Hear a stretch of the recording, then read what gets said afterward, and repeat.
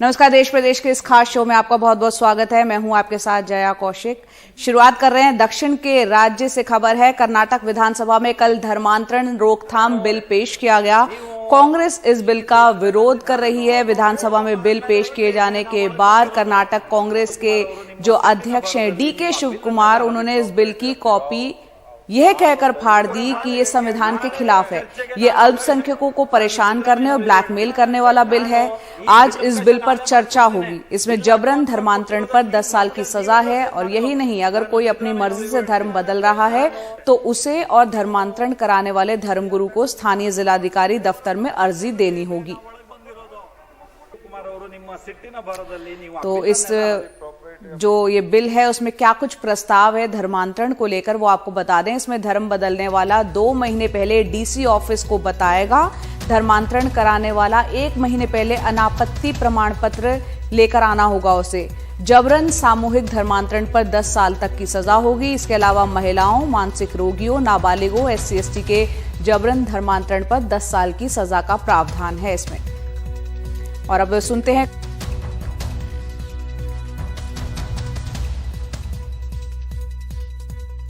have tore the house, I will tear the house, tear the bill. It is my right to tear the bill. Whatever they can do, let them do. Because this bill is against the constitution. He has to call for a voting. He has to ask. He has to decide on the majority. Lot of things were there to object. Tell about our comments. So the speaker joined hands with them, being like a political man. He never acted according to the law.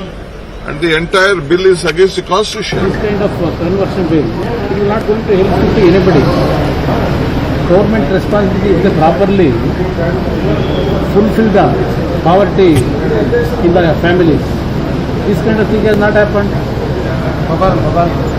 By bringing this bill, they wanted to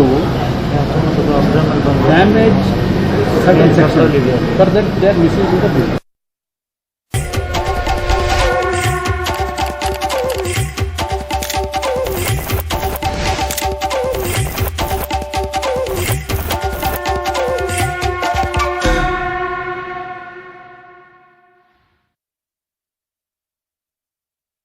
प्रदेश चुनाव के लिए तमाम पार्टियां अपनी पूरी ताकत झोंक रही है। कल प्रधानमंत्री मोदी ने प्रयागराज में महिला सशक्तिकरण सम्मेलन किया और सेल्फ हेल्प ग्रुप और दूसरी महिलाओं के लिए 1000 करोड़ से ज्यादा की रकम जारी की।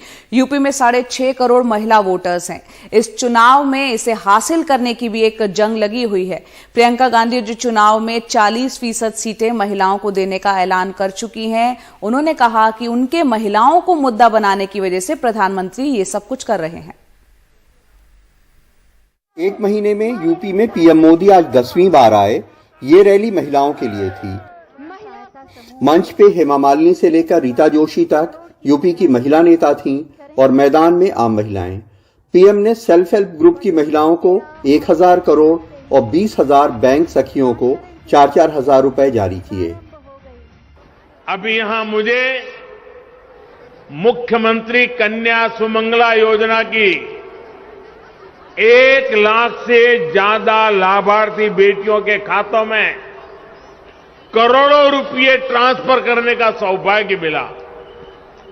ये योजना गांव गरीब के लिए, बेटियों के लिए भरोसे का बहुत बड़ा माध्यम बन रही है। प्रयासों से इस मौके पे PM ने कहा कि बेटियां चाहती थीं कि उन्हें पढ़ने के लिए और वक्त मिले, इसलिए शादी की उम्र 21 साल की गई है। उन्होंने आरोप लगाया कि समाजवादी सरकार में महिलाएं सुरक्षित नहीं थीं और फूलपुर से BJP MP ने सरकारी सम्मेलन में आई महिलाओं से वोट मांगे। भाई और बहनों, 5 साल पहले यूपी की सड़कों पर माफिया राज था। यूपी की सत्ता में गुंडों की हनक हुआ करती थी। इसका सबसे बड़ा भुक्तभोगी कौन था? मेरी यूपी की बहन बेटियां थी। आप कुछ कह नहीं सकती थी, बोल नहीं सकती थी, क्योंकि थाने गई तो अपराधी बलात्कारी की सिफारिश में किसी को फोन आ जाता था। कांग्रेस महासचिव प्रियंका गांधी ने यूपी चुनाव में महिलाओं के लिए 44% सीटें रिजर्व कर दी हैं। अलग महिला मैनिफेस्टो भी जारी किया है और लड़की हूँ लड़ सकती हूँ का नारा दिया है। उन्होंने कहा कि पीएम ये महिला सम्मेलन उनके दबाव में कर रहे हैं।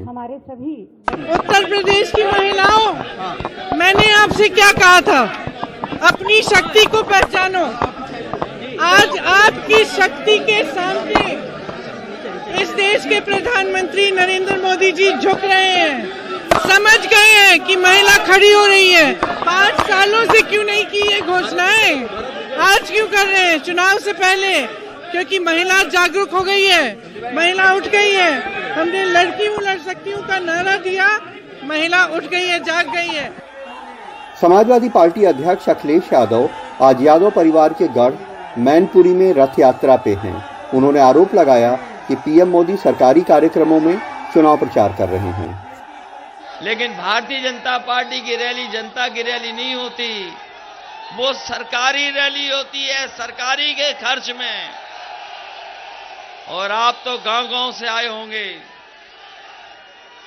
अभी रैली होने जा रही है एक उनकी इलाहाबाद में। सुनने में आया कि मैनपुरी से भी सरकारी बसें लेकर के गई हैं महिलाओं को। बताओ, रैली है इलाहाबाद में और जो वहां इकट्ठे हो रहे हैं वो पूरे प्रदेश के। इस चुनाव में हर किसी का वोट है, हर क्षेत्र का वोट है, हर धर्म का वोट है, हर जाति का वोट है, पुरुषों का वोट है, उसी तरह महिलाओं का वोट है। महिलाओं का वोट 6.5 करोड़ है, जिसके लिए बड़ी मार है, जिसकी वजह से यह सब हो रहा है। प्रयागराज में नितिन गुप्ता और लखनऊ में कैमरामैन विनीत कुमार वर्मा के साथ कमाल खान, एनडीटीवी इंडिया।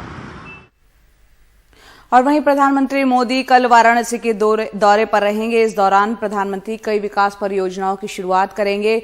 ग्रामीण अर्थव्यवस्था को मजबूत करने और इलाके के किसानों की मदद के लिए प्रधानमंत्री यहां पर बानस डेयरी संकुल का शिलान्यास करेंगे। अपने दौरे में प्रधानमंत्री कुल 870 करोड़ की 22 विकास परियोजनाओं का शिलान्यास करेंगे।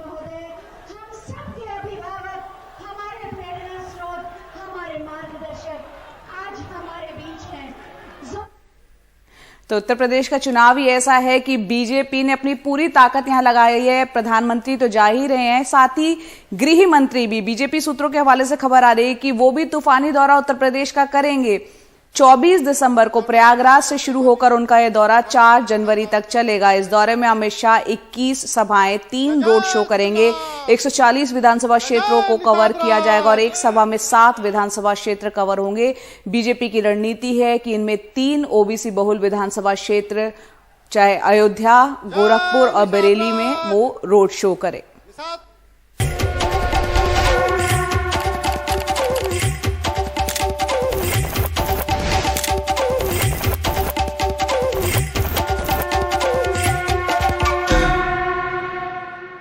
को पावर्ड बाय गोल्डी गरम मसाला, गोल्डी मसाले, जहां जाएं रिश्ते बनाएं।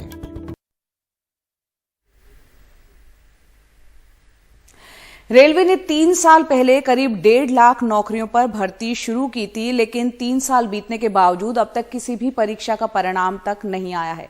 रेलवे की चुनावी भर्तियों पर देखिए हमारे सहयोगी रवीश रंजन शुक्ला की ये रिपोर्ट। इसमें जरा भी कोई दखल अंदाज ना दे सके, ऐसा एक पारदर्शिता के साथ बनाया हुआ पूरा रिक्रूटमेंट का सिस्टम, कंप्यूटर से पूरा सिस्टम चलेगा, पूरी टेस्टिंग होगी और उससे चुने हुए 90,000 लोग देश भर से रेलवे में नई नौकरी में लगेंगे। लोकसभा चुनाव के वक्त तत्कालीन रेल मंत्री पीयूष गोयल का ये बयान आया। फिर पिछले साल बंगाल चुनाव के वक्त रेल मंत्रालय ने कहा कि 2021 तक भर्ती प्रक्रिया पूरी हो जाएगी। हमारा जो शेड्यूल नॉर्मल होता है, जो 1 साल का, अगर परिस्थितियां सामान्य रही तो 1 साल के अंदर ही हम इनको ज्वाइनिंग देंगे, ये हम आपसे कह सकते हैं। ये तो वैकेंसियां ऑलरेडी 21 मई तक की लीव, वैकेंसियां आगे की लीव ही है ऑलरेडी। ये वैकेंसियां आज की नहीं है, ये आगे की वैकेंसियां भी हैं इसमें। कब तक की है? 21-22 तक की वैकेंसियां ऑलरेडी फैक्टर। फिर अब उत्तर प्रदेश समेत 5 राज्यों के विधानसभा चुनाव नजदीक हैं, लिहाजा 15 जनवरी 2021 को रेलवे चयन मंडल यानी आरआरबी के एनटीपीसी के लेवल 1 का परिणाम घोषित करने का आश्वासन दिया गया है। रेलवे की भर्ती प्रक्रिया शुरू हुए 1000 दिन से ज्यादा बीत चुके हैं। उत्तर प्रदेश के फैजाबाद से दिल्ली आकर रेलवे भर्ती की तैयारी कर रहे दुर्गेश दुबे जैसे छात्रों की निराशा बढ़ रही है। नौकरी पाने की उम्र और संसाधन दोनों कम हो रहे हैं। एनटीपीसी परीक्षा के लिए उनके जैसे करीब 1,26,00,000 छात्रों ने फॉर्म भरा है। मैंने 8 मार्च को अपना एग्ज़ाम दिया। एग्ज़ाम जब हो गया उसके बाद में आंसर की आफ्टर 2 मंथ के बाद दिया गया। लगभग काफ़ी वेट करने के बाद हम लोगों ने काफ़ी वेट भी किया। उसके बाद अंततः अब रिजल्ट का वेट कर रहे हैं, लेकिन ऐसा लग रहा है कि गवर्नमेंट अब क्या कर रही है, 2024 का टारगेट कर रही है कि और कुछ कर रही है, कुछ समझ नहीं आ रहा। एज लड़कों की बढ़ती जा रही है, घर से इतना प्रेशर है लड़कों को, हम ही नहीं है तो हम मान लीजिए वहाँ से आकर के दिल्ली में तैयारी कर रहे हैं। ऐसे बहुत सारे बच्चे हैं जो परेशान हैं। अब हम लोग क्या करेंगे? आंसर की वही देख रहे हैं, आंसर की बात बैठे हुए हैं। कम से कम गवर्नमेंट को एक निश्चित डेट तो कर देना चाहिए। वहीं all India railway men's federation की माने तो इस वक्त रेलवे में करीब 3 लाख से ज्यादा पद खाली पड़े हैं। मार्च के महीने में 50,000 लोग रिटायर हो रहे हैं। अगर ऐसे ही भर्तियां रोके रखी तो रेलवे के कामकाज पर भी इसका असर पड़ने की संभावना है।